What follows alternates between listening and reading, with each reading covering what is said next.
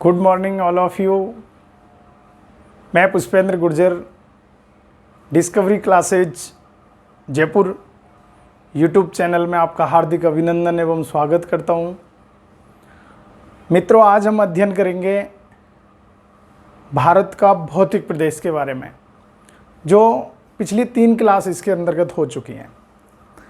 2 minute में आपको revision करवाऊंगा, फिर उसके बाद अपन नेक्स्ट पढ़ेंगे। तो आप हेडिंग लिखिए, भारत का भौतिक प्रदेश।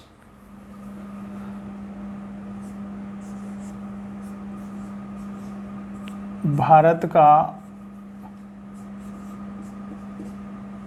भौतिक, या अपन कह सकते हैं भौगोलिक विभाजन।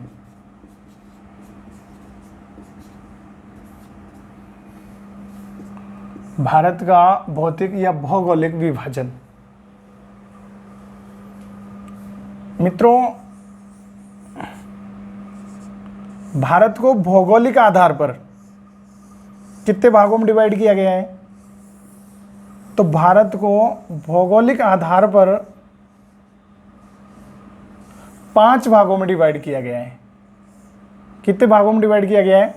5 भागों में से विभाजित किया जाता है। सबसे पहले उत्तरी पर्वतीय प्रदेश, उत्तरी मैदानी प्रदेश, प्रायद्वीपीय पठारी प्रदेश, प्रायद्वीपीय पठारी प्रदेश, और 4th नंबर पर आता है तटवर्ती मैदानी प्रदेश, और सबसे अंत में जो द्वीपीय समूह प्रदेश। इसके अलावा इस उत्तरी पर्वतीय प्रदेश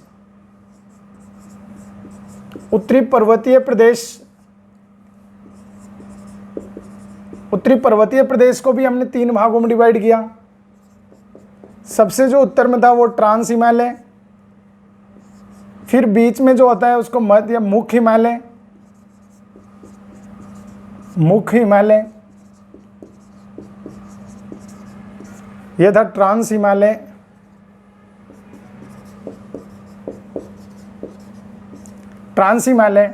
और सबसे इधर था, उसका नाम था पूर्वांचल हिमालय।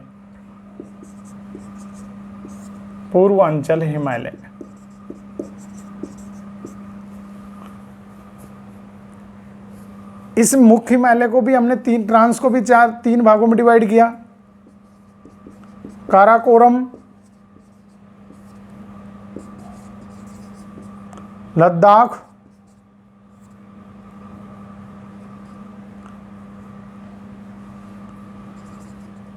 लद्दाख और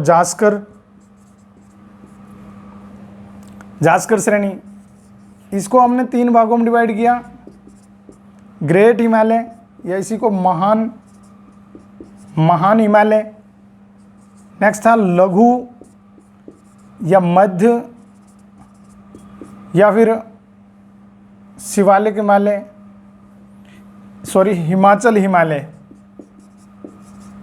हिमाचल हिमालय। और 3rd नंबर पर था जिसको हमने नाम दिया शिवालिक हिमालय।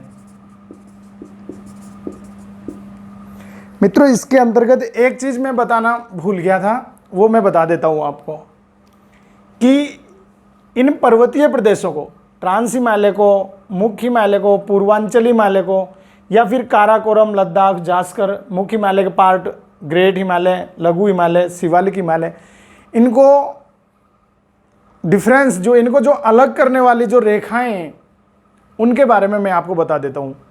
जैसे मैंने आपको बताया कि सबसे जो उत्तर में स्थित है, यहां पर पाया जाता है, जिसका नाम क्या है? Trans Himalaya.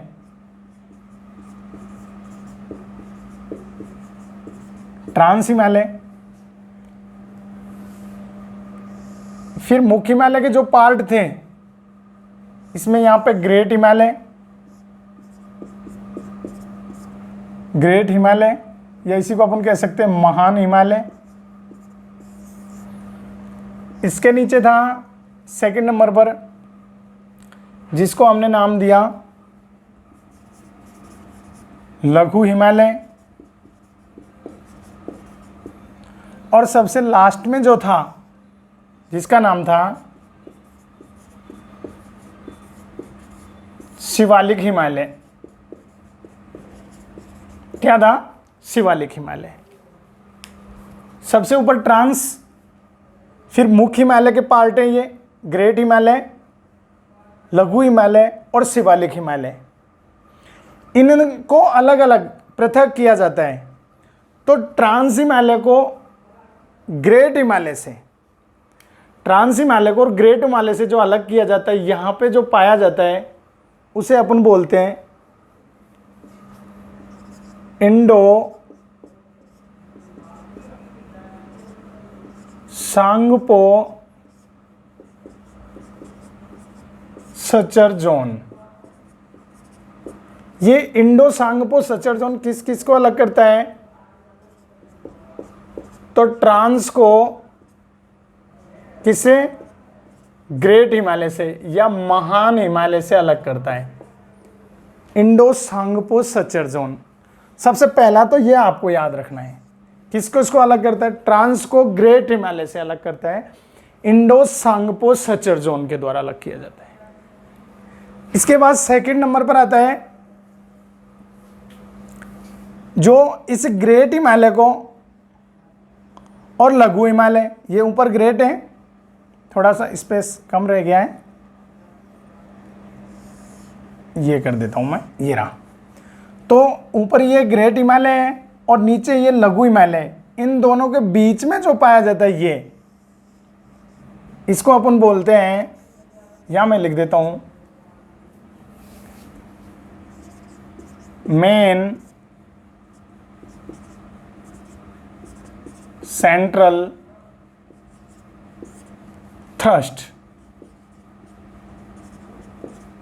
Main central thrust जो किस किस को अलग करता है, यहां अपन कोष्टक में मैं लिख देता हूं, ये किसको? ग्रेट हिमालय को किससे अलग करता है? लघु हिमालय से अलग करता है।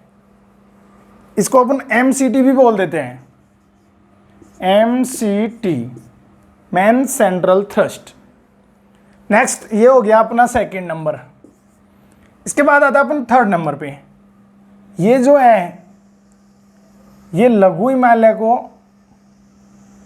ये तो यहां पे तो लघु है और यहां शिवालिक है। ये लघु हिमालय को शिवालिक हिमालय से अलग करता है। इसे कहा जाता है मेन बाउंड्री फॉल्ट।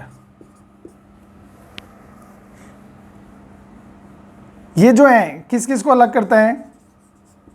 लघु को किससे अलग करता है? तो शिवालिक श्रेणी से। किससे अलग? लघु को शिवालिक श्रेणी से अलग करता है। कौन?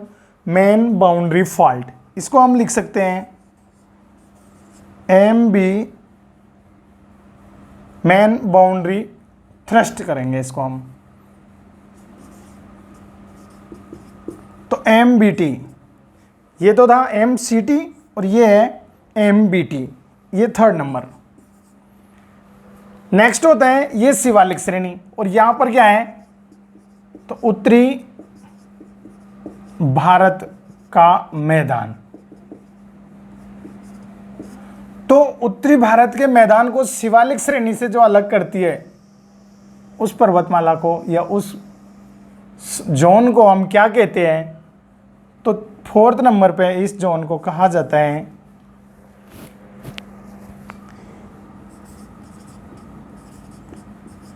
Himalaya front fault. ये किस किस को अलग करता है?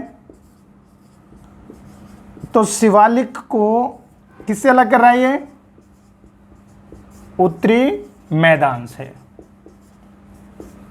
समझ में आ रहा है ना भाइयों? ये हिमालय फ्रंट फॉल्ट किस किस को? शिवालिक को उत्तरी मैदान से अलग करता है, ये हिमालय फ्रंट फॉल्ट। नेक्स्ट, इधर एक पर्वतमाला पाई जाती है जिसको हम बोलते हैं यहां पे अरावली पर्वतमाला, अरावली, और इधर पाई जाती है विंध्याचल, विंध्याचल पर्वतमाला। नेक्स्ट यहां पे तो अरावली को विंध्याचल से जो अलग किया जाता है वो है, यहां मैं लिख देता हूं,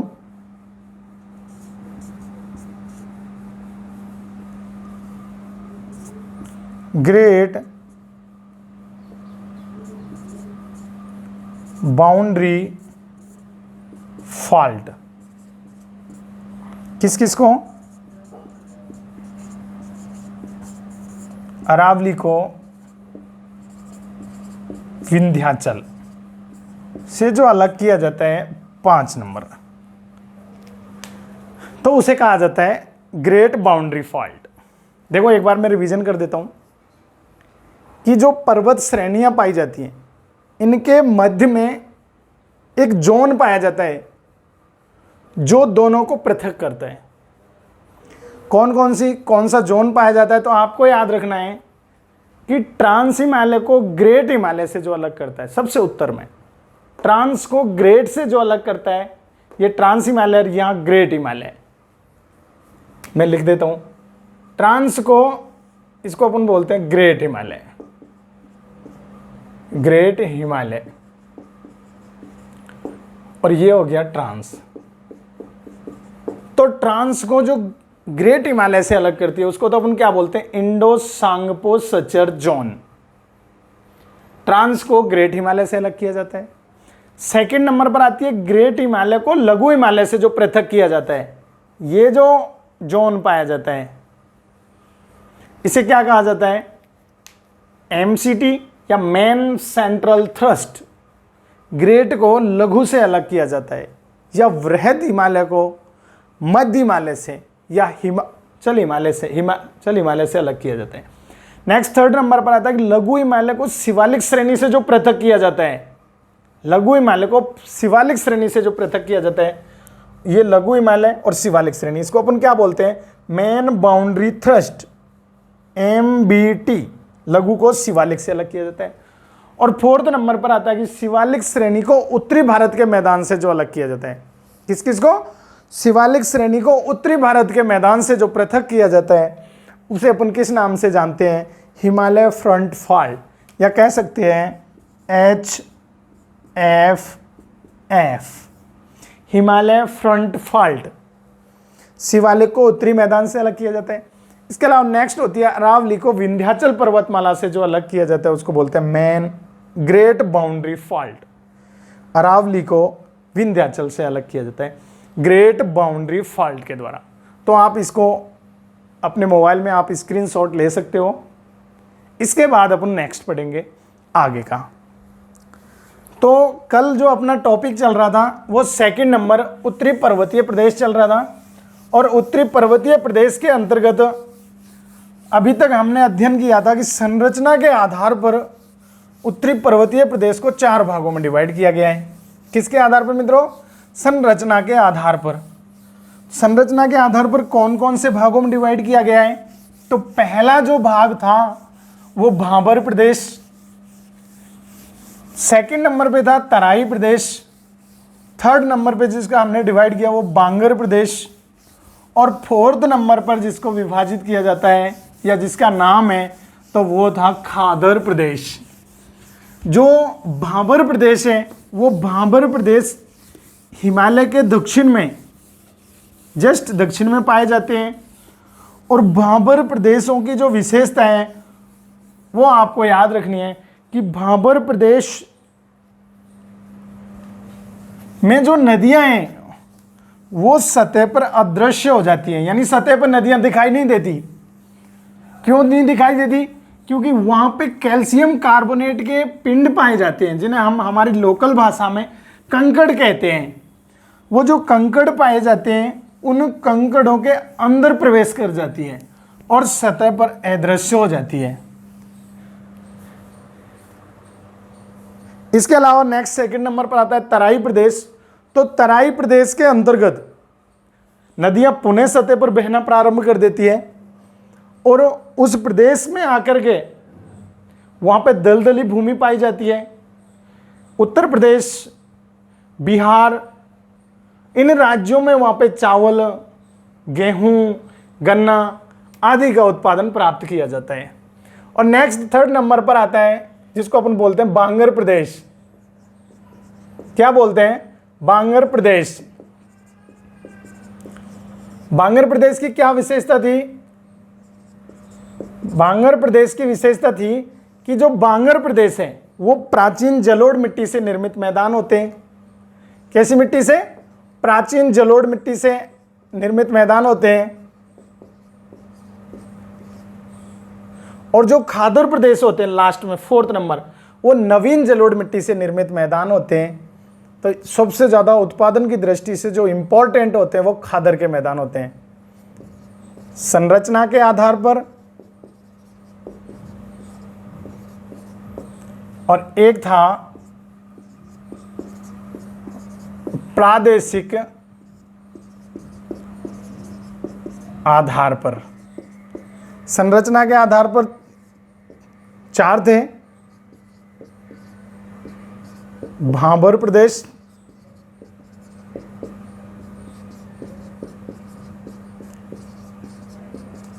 तराई प्रदेश, बांगर प्रदेश और 4th नंबर पर है खादर प्रदेश।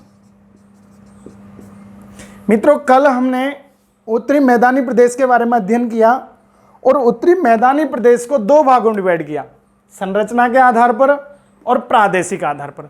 संरचना के आधार पर 4 भागों में विभाजित किया, भाबर प्रदेश, तराई प्रदेश, बांगर प्रदेश और खादर प्रदेश। यहां तक हम आगामी क्लासों में अध्ययन कर चुके हैं। अब नेक्स्ट देखते हैं। नेक्स्ट है प्रादेशिक आधार पर कितने भागों में डिवाइड किया गया है उत्तरी मैदानी प्रदेश को। तो प्रादेशिक आधार पर भी 4 भागों में डिवाइड किया गया है। 1st नंबर पर है वे हैं राजस्थान के मैदान। राजस्थान के मैदान 2nd नंबर पर होते हैं जिनको अपन बोलते हैं सतलज के मैदान। सतलज के मैदान। और 3rd नंबर पर जो पाए जाते हैं वो गंगा के मैदान। गंगा के मैदान। और सबसे अंत में जिन्हें हम कहा जाता है किसके मैदान? ब्रह्मपुत्रा के मैदान या ब्रह्मपुत्र के मैदान। कितने भागों में डिवाइड किया गया है? संरचना के आधार पर 4 और प्रादेशिक आधार पर भी 4 भागों में डिवाइड किया गया है। 1 मिनट मित्रों, नेक्स्ट आवाज आ रही है।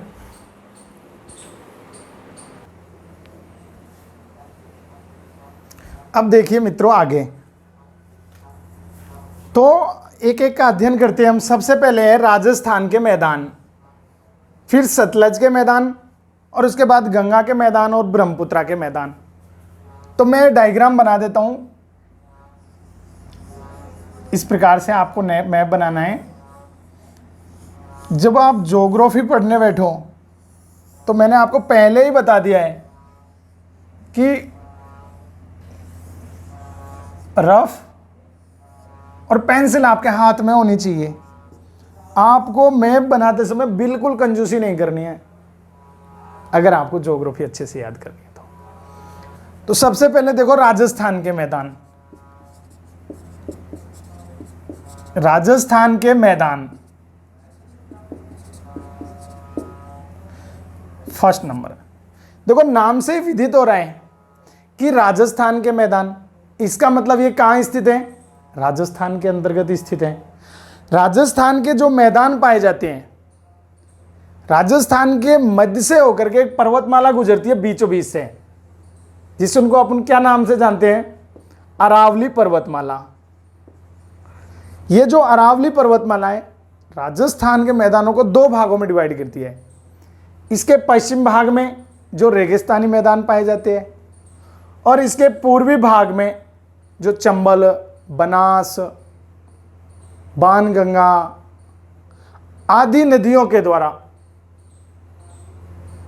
के जो अपवाहित क्षेत्र में जो मैदान पाए जाते हैं वो पाए जाते हैं। ये जो राजस्थान के मैदान हैं, यहां पर सबसे ज्यादा कृषि उत्पादन होता है। और अरावली के पूर्वी भागों में चंबल के जो मैदान हैं, बनास नदी के जो मैदान हैं, वो सबसे ज्यादा कृषि उत्पादन वाले मैदान हैं। इसके अलावा अरावली के पश्चिम भाग में जो मैदानी क्षेत्र पाए जाते हैं, उनको भी दो भागों में डिवाइड किया गया है 25 सेंटीमीटर समवर्षा रेखा के द्वारा। 25 सेंटीमीटर वर्षा रेखा से कम जहाँ वर्षा होती है वो रेगिस्तानी प्रदेश, लूनी का जो अपवाहित क्षेत्र है। इसके अलावा उस 25 सेंटीमीटर के जो पूर्व में पाए जाते हैं उन्हें हम बांगर प्रदेश के नाम से जाना जाता है। तो ये राजस्थान के मैदान पाए जाते हैं। जब राजस्थान जी के पढ़ेंगे तो मैं और आपको विस्तार से बताऊंगा। नेक्स्ट जो सेकंड नंबर पर आते हैं उन्हें अपन बोलते हैं सतलज के मैदान। ये सतलज के मैदान कहां पर स्थित है? यहां सतलज के मैदान। सतलज के मैदान जो पाए जाते हैं ये पंजाब, हरियाणा, उत्तराखंड, हिमाचल प्रदेश के जो आसपास का जो कैचमेंट एरिया है उस क्षेत्र में पाए जाते हैं। कौन से? सतलज के मैदान सेकंड नंबर पे। ये जो सतलज के मैदान नाम से विदित हो रहा है कि सतलज के मैदान, इसका मतलब ये सतलज और उसकी सहायक नदियां या सिंध और उसकी सहायक नदियों के द्वारा, जिनको अपन पंच नदियां बोलते हैं, जो 5 नदियां हैं, उनके द्वारा जो विकसित किए गए जो मैदान हैं उन्हें हम क्या कहते हैं? सतलज के मैदान के नाम से जाना जाता है। ये सतलज के जो मैदान हैं ये कृषि उत्पादन की दृष्टि से काफ़ी इम्पोर्टेंट, बहुत महत्वपूर्ण मैदान माने जाते हैं। और सतलज के मैदानों को 2 आबों में विभाजित किया गया है। 2 आब आप समझ सकते हैं, 2 आब, 2 द्वाब।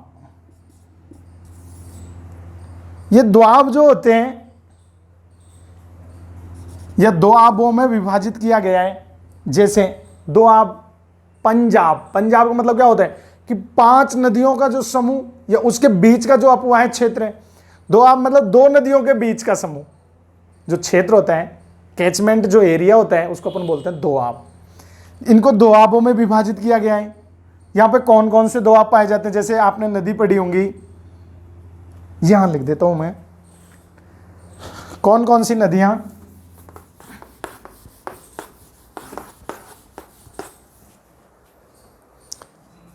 जैसे सिंधु नदी,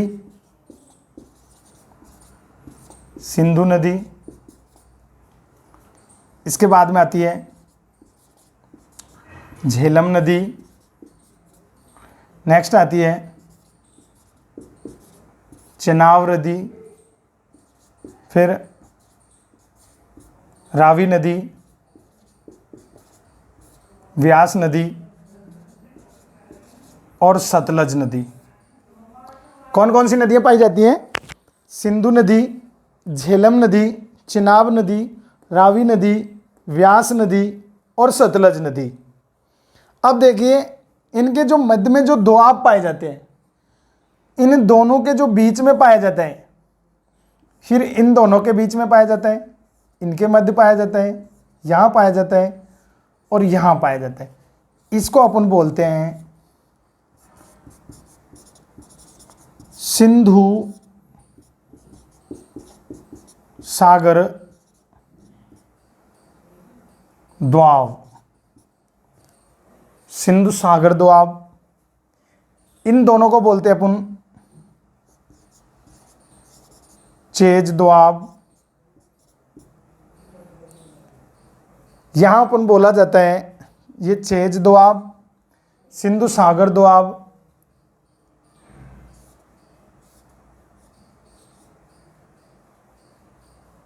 इसके अलावा यहां पे जैसे बिस्ट दोआब, सबसे नीचे यहां पे बिस्ट दोआब,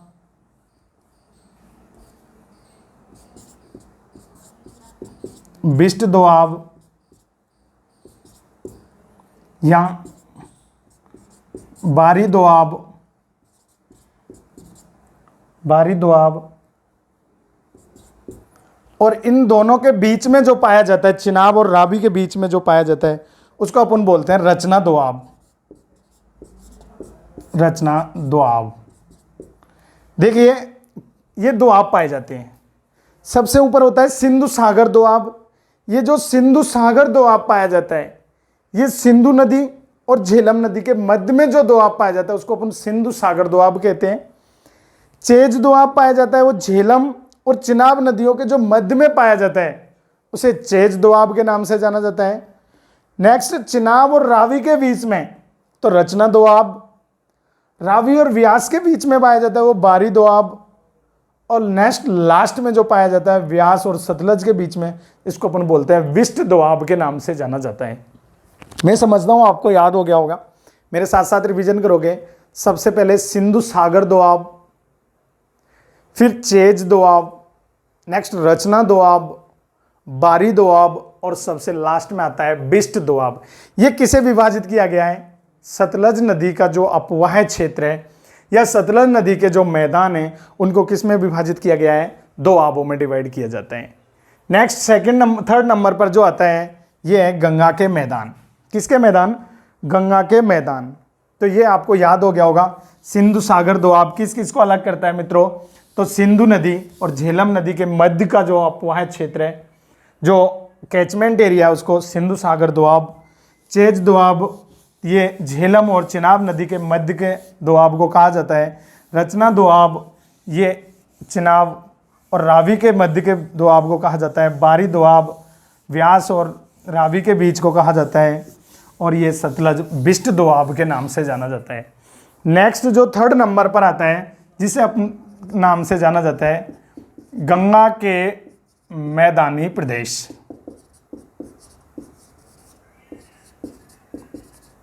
किसके मैदानी प्रदेश? गंगा के मैदानी प्रदेश। यानी गंगा नदी प्लस उसकी जो सहायक नदियों के द्वारा जो मैदानों का निर्माण किया जाता है उनको अपन किस नाम से जाना जाता है? गंगा के मैदानी क्षेत्र के अंतर्गत जाना जाता है। ये कृषि उत्पादन की दृष्टि से सबसे इंपॉर्टेंट मैदान होते हैं।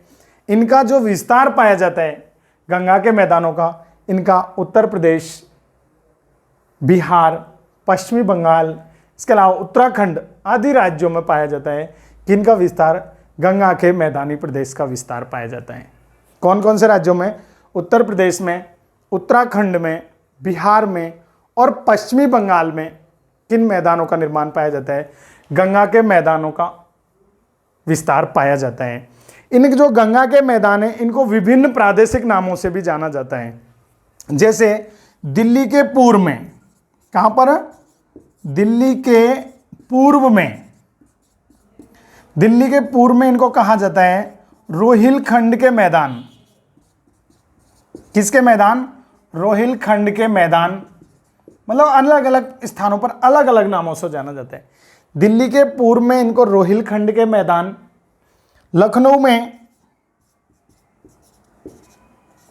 लखनऊ में इनको बोला जाता है अवध के मैदान। क्या कहा जाता है? अवध के मैदान कहा जाता है। इसके अलावा बिहार में ये जो गंगा नदी के उत्तर में, बिहार में बिहार को दो पार्टों में डिवाइड करती है। तो गंगा नदी के उत्तरी भाग में, गंगा नदी के उत्तरी भाग में तो इसे कहा जाता है किसके मैदान? मिथिला के मैदान। क्या कहा जाता है? मिथिला के मैदान के नाम से जाना जाता है। जबकि बिहार में ये गंगा नदी के दक्षिणी भाग में या गंगा नदी के दक्षिणी भाग में इसे कहा जाता है मगध के मैदान। मगध के मैदान के नाम से जाना जाता है। और सबसे लास्ट में कोसी और महानंदा नदियों के बीच में, कोसी और महानंदा नदियों के बीच में इसे कहा जाता है वारिंद के मैदान। वारिंद के मैदान।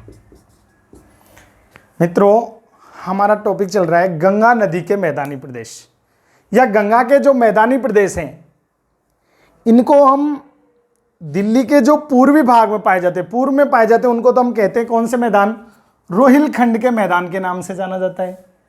इसके अलावा लखनऊ में जो पाए जाते हैं इनको कहा जाता है यहां पे अवध के मैदान। नेक्स्ट, बिहार में दो पार्टों में, गंगा के जो बिहार को दो भागों में डिवाइड करती है, तो गंगा नदी के जो उत्तरी भाग है उस उत्तरी भाग में तो इसे कहा जाता है मिथिला के मैदान, जबकि दक्षिणी भाग में क्या कहा जाता है, इसको मगध के मैदानों के नाम से जाना जाता है। इसके अलावा दो नदियां बहती हैं, कोसी और महानंदा। इन कोसी और महानंदा नदियों के बीच में जो प्रवाहित जो क्षेत्र है या जो गंगा के मैदान है उनको क्या कहा जाता है, वारिंद के मैदान। क्या कहा जाता है, वारिंद के मैदान। तो ये गंगा के मैदानी क्षेत्र हैं जो हमको याद रखने हैं, इन्हें इन विभिन्न प्रादेशिक नामों से जाना जाता है। और नेक्स्ट 4th नंबर पर आता है जिसे हम यहां लिखते हैं, किसके मैदान है, ब्रह्मपुत्र के मैदान। मुख्यतः ये जो ब्रह्मपुत्र के मैदान है, इन मैदानों का विस्तार कहां पाया जाता है, इनका विस्तार पाया जाता है असम राज्य में। कहां पर पाया जाता है, असम राज्य में इनका विस्तार पाया जाता है। किनके मैदानों का, ब्रह्मपुत्र के मैदानों का विस्तार पाया जाता है। ये जो ब्रह्मपुत्र के मैदान है, ये ब्रह्मपुत्र नदी के द्वारा जो अपवाहित जो क्षेत्र है एवं उसकी सहायक नदियों के द्वारा उन मैदानों को अपन ब्रह्मपुत्र के मैदान कहा जाता है, असम राज्य में पाए जाते हैं। ये मुख्यतः किसके लिए फेमस है, ये जूट व चावल के उत्पादन के लिए फेमस है। चावल किसके उत्पादन के लिए, ये जूट और चावल के उत्पादन के लिए इंपॉर्टेंट है। किसके मैदान, ब्रह्मपुत्र के मैदान। तो मित्रों, ये उत्पादन की दृष्टि से इंपॉर्टेंट मैदान होते हैं। तो ये अपन को पढ़ना था आज भारत के भौतिक प्रदेश के अंतर्गत। हमने पढ़ा उत्तरी मैदानी प्रदेश। उत्तरी मैदानी प्रदेश को दो भागों में डिवाइड करते हैं, पहला संरचना के आधार पर और दूसरा प्रादेशिक आधार पर। संरचना के आधार पर हमने विभाजित किया 4 भागों में, पहला भाबर प्रदेश, दूसरा तराई प्रदेश, तीसरा बांगर प्रदेश और चौथे नंबर पर था खादर प्रदेश। आज अध्ययन किया प्रादेशिक आधार पर राजस्थान के मैदान। ये जो राजस्थान के मैदान पाए जाते हैं, राजस्थान में पाए जाते हैं। अरावली पर्वतमाला इन्हें 2 भागों में डिवाइड करती है। अरावली पर्वतमाला के जो पश्चिम भाग है उनको रेगिस्तान के मैदान कहा जाता है। अरावली पर्वतमाला के पूर्वी भाग में जो चंबल, बनास, बाणगंगा एवं उनकी सहायक नदियों के द्वारा जो मैदान विकसित किए गए हैं वो राजस्थान के अंतर्गत पाए जाते हैं। यहाँ पे कृषि उत्पादन की दृष्टि से महत्वपूर्ण मैदान है। इसके अलावा सतलज के मैदान, ये जो सतलज के मैदान है ये सिंधु व इसकी सहायक नदियों के द्वारा जिन मैदानों का निर्माण किया गया है उन्हें हम कहा जाता है सतलज के मैदान। ये भी कृषि उत्पादन की दृष्टि से इम्पोर्टेंट होते हैं। ये पंजाब, हरियाणा, इसके अलावा जम्मू कश्मीर के कुछ भागों में, उत्तराखंड, हिमाचल प्रदेश के मध्य कुछ थोड़े पार्टों में जो मैदानी प्रदेश पाए जाते हैं उन्हें हम सतलज के मैदान कहा जाता है। इन्हें दोआबों में डिवाइड किया गया है, जैसे सिंधु सागर दोआब, चेज दोआब, रचना दोआब, बारी दोआब और बिष्ट दोआब। इन नदियों को अलग अलग, जैसे सिंधु नदी, झेलम नदी, रावी नदी, व्यास नदी, सतलज नदी, चिनाब नदी, इनको अलग अलग इन 2 नदियों के मध्य का जो क्षेत्र है उसको अपन दोआब कहा जाता है। और नेक्स्ट 3rd नंबर पे था गंगा के मैदान के बारे में हमने अध्ययन किया कि गंगा के मैदानी प्रदेश जो गंगा नदी एवं उसकी सहायक नदियों के द्वारा जिन मैदानों का निर्माण किया गया है उन्हें हम किस नाम से जाना जाता है, गंगा के मैदानी प्रदेश के नाम से जाना जाता है। इन गंगा के मैदानों का जो निर्माण या जो विस्तार पाया जाता है वो उत्तराखंड, उत्तर प्रदेश, दिल्ली, बिहार और पश्चिमी बंगाल राज्यों में पाया जाता है। गंगा के मैदानी प्रदेशों का निर्माण पाया जाता है। जो गंगा के मैदानी प्रदेश हैं उनको विभिन्न प्रादेशिक नामों से जाना जाता है। जैसे मैंने आपको बताया कि दिल्ली के पूर्व में इनको कहा जाता है रोहिलखंड के मैदान। क्या नाम से जाना जाता है, रोहिलखंड के मैदान के नाम से जाना जाता है। लखनऊ में, उत्तर प्रदेश में इनको क्या कहा जाता है, अवध के मैदान के नाम से जाना जाता है। और नेक्स्ट, बिहार राज्य में जब ये नदी प्रवाहित होती है तो बिहार को दो भागों में डिवाइड करती है, और बिहार के उत्तरी भाग में या गंगा नदी के उत्तरी भाग में इसको कहा जाता है मिथिला के मैदान, और गंगा नदी के दक्षिणी भाग में बिहार राज्य में इनको किस नाम से जाना जाता है? मगध के मैदान के नाम से जाना जाता है। इसके अलावा लास्ट में जब नदी प्रवाहित होती है वो कोसी और महानंदा के बीच में जो मैदान पाए जाते हैं उनको अपन नाम से जाना जाता है वारिंद के मैदान। इसके अलावा 4th नंबर पर जिस नदी के मैदान है वह है ब्रह्मपुत्रा के मैदान, यानी ब्रह्मपुत्र एवं उसकी सहायक नदियों के द्वारा जिन मैदानों का निर्माण किया गया है उनको अपन बोलते हैं ब्रह्मपुत्रा के मैदान। और जो ब्रह्मपुत्रा के मैदान है ये ज़्यादातर या अमूमन कहाँ पाए जाते हैं? इनका विस्तार असम राज्य में पाया जाता है। कहाँ पाया जाता है मित्रों? असम राज्य में पाया जाता है। और ब्रह्मपुत्रा के मैदान मुख्यतः किसके लिए फेमस है? यहाँ पे जूट व चावल का उत्पादन बहुतायत मात्रा में किया जाता है और कृषि उत्पादन की दृष्टि से महत्वपूर्ण होते हैं। जो ब्रह्मपुत्रा के मैदान है इनका जो ढाल पाया जाता है, तो ब्रह्मपुत्रा के मैदानों का ढाल देखो, इधर से बहती है ये ब्रह्मपुत्र नदी, तो ये हो गया उत्तर पूर्व से लेकर के, और यहाँ पे कौन सी दिशा हो जाएगी? दक्षिण पश्चिम में पाया जाता है। तो इन मैदानों का विस्तार कहाँ पाया जाता है? उत्तर पूर्व से दक्षिण पश्चिम में इनका विस्तार पाया जाता है। जबकि अगर बात की जाए गंगा के मैदान, तो गंगा का मैदान इधर से इधर बहते हैं, तो ये कौन सी होगी? उत्तर पश्चिम। तो इनका विस्तार उत्तर पश्चिम से लेकर के, और ये कौन सी हो जाएगी? दक्षिण पूर्व दिशा में पाया जाता है। किस मैदानों का विस्तार? गंगा के मैदानों का।